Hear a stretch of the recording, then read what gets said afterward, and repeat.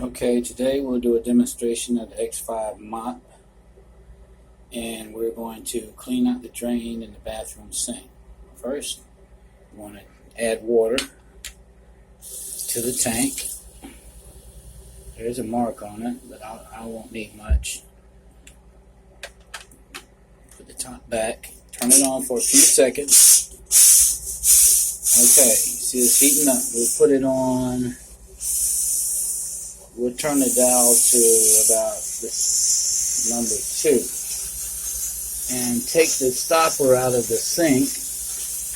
You want to cover the overfill drain hole right here on the left. And so now we'll close that off and let it do its thing.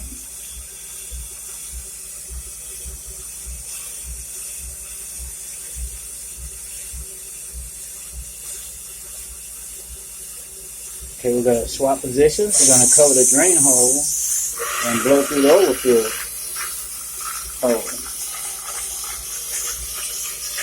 I can hear it down inside of the drain. Let's see if I can let you see the steam coming up out of it. Yes, that works well.